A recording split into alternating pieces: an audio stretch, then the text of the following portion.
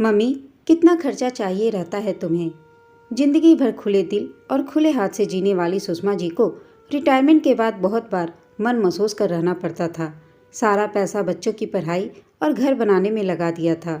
बचत बस काम चलाने भर की ही की थी। एक दिन शाम को सुषमा जी जब टहलने के लिए गार्डन में गई तो उनका महिला मंडल वाला ग्रुप रामेश्वरम जाने का प्रोग्राम बना रहा था। उन्होंने कहा, सुषमा तुम भी चलो हमारे साथ। रीता जी ने कहा। सुषमा, अरे वाह, क्यों नहीं, बहुत वर्षों से मेरा भी मन था कि मैं भी रामेश्वरम जाऊं। बच्चों से बात करके बताती हूँ भाभी जी। शाम को सुषमा जी ने अपने बेटे दिनेश, जब वह ऑफिस आया तो सुषमा जी ने बड़े उत्साह से अपनी योजना के बारे में दिनेश से चर्चा की। बेटा, मैं भी जाना चाहती हूँ, बहुत वर्षों से मेरा भी मन था और थोड़ा चेंज भी हो जाएगा।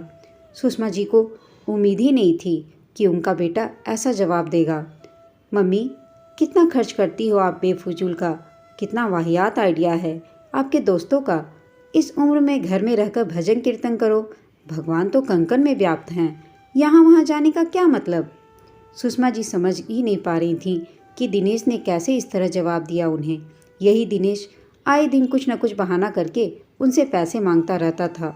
वो जानती भी थी, फिर भी उन्होंने कभी भी कोई रोक टोक नहीं लगाई थी। आज जब दिनेश को लगा कि उसको पैसे देने पड़ेंगे तो वो बिना मतलब के बहाने बनाने लगा था। सुषमा जी ने कोई जवाब नहीं दिया और वो वहाँ से चली गई। रीता जी का फ़ोन आया तो उन्होंने बिना कुछ बताए सुषमा जी ने हाँ कर दी और उनसे मिलने का वक्त मांगा। भाभी जी, मैं दिन भर खाली बैठी रहती हूँ, मैं कुछ करना चाहती हूँ जिससे इस उम्र में भी व्यस्त रहूँ और आत्मनिर्भर भी। सुषमा जी ने रीता जी से कहा। रीता, अरे वाह सुषमा, तुमने तो सही समय पर अपने मन की बात की। मेरे पड़ोस में सुनीता रहती है, उन्हें एक टीचर की ज़रूरत है। तुम भी एक बहुत अच्छी टीचर थी, अगर तुम फिर से क्लासेस लेना शुरू करो तो अच्छा रहेगा। क्यों नहीं भाभी, आप हाँ कर दीजिए, और भी बच्चे हों तो मैं उन्हें भी ले लूँगी, सुषमा ने कहा। अब सुषमा जी शाम को बच्चों को ट्यूशन पढ़ाने लगी। उन्होंने घर पर यह बात नहीं बताई। धीरे धीरे बच्चे भी बढ़ने लगे, उनका पसंदीदा काम भी मिल गया और पैसे भी अच्छे खासे आने लगे। जब दिनेश ऑफिस जाता तो सुषमा जी आसपास के घरों की डिमांड पर खुद का एक रसोई भी चलाने लगी थी। वह पराठा बहुत अच्छा बनाती थी तो उनके पराठे भी डिमांड में थे। उन्होंने अपने किचन का नाम रखा था घर के पराठे। एक दिन ऑफिस में अपने दोस्त के साथ दिनेश खाना खा रहा था। उसके दोस्त ने उसे खाने का ऑफ़र किया। जब वह पराठे खाया तो उसे स्वाद बहुत जाना पहचाना लगा। रवि, ये बहुत स्वादिष्ट पराठे हैं, ऐसा लग रहा है जैसे मेरी माँ के ही हाथों का है, रवि ने कहा। अरे, ये पराठे मैंने पहली बार ऑर्डर किया है, कोई आंटी है जो रसोई चलाती हैं। दिनेश ने रवि से नंबर लिया और फ़ोन लगा दिया। दिनेश के तो होश ही उड़ गए जब उधर से उसकी माँ का आवाज़ आया।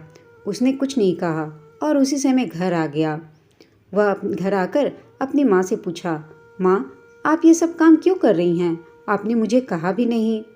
बेटा, मुझे लगा कि जब तक मैं अपनी जिम्मेदारियों को खुद उठा सकती हूँ तो मैं तुम पर क्यों निर्भर रहूँ।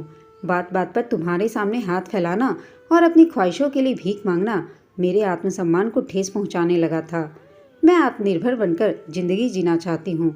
और हाँ, तुम अपने खर्चे स्वयं उठाना और मैं अपने। इस पैसे पर मेरा हक है, मेरी कोई जवाबदेही नहीं है तुमको। मैं जहाँ भी जाऊँगी तुम्हें बता दूँगी। तुम मेरी ज़िंदगी में हस्तक्षेप नहीं करना और ना ही मैं तुम्हारी ज़िंदगी में करूँगी। दिनेश को सुषमा जी की यह बात सुनकर अपनी गलती का एहसास हुआ। वह उनके कदमों में गिर पड़ा और रोने लगा। माँ, मुझे माफ़ कर दो माँ, आपने मुझे कितने मुश्किलों से पढ़ाया, मेरी हर ख्वाहिश को पूरा किया और आज मैंने आपका साथ नहीं दिया। आगे से ऐसा कभी नहीं होगा माँ। बेटे की ऐसी हालत देख सुषमा जी ने उसे माफ़ तो कर दिया, लेकिन उन्होंने फिर कभी भी अपने बेटे के आगे हाथ नहीं फैलाए, क्योंकि ज़िंदगी ने उन्हें एक सबक सिखा दिया था कि हमेशा आत्मनिर्भर बने रहो। दोस्तों, आपको यह छोटी सी कहानी कैसी लगी हमें कमेंट करके बताइएगा। साथ ही कहानी अच्छी लगी हो तो इसे लाइक शेयर ज़रूर कीजिएगा। चैनल पर नए हैं तो प्लीज़ चैनल को सब्सक्राइब कर दीजिएगा। कहानी सुनने के लिए आप सबका धन्यवाद।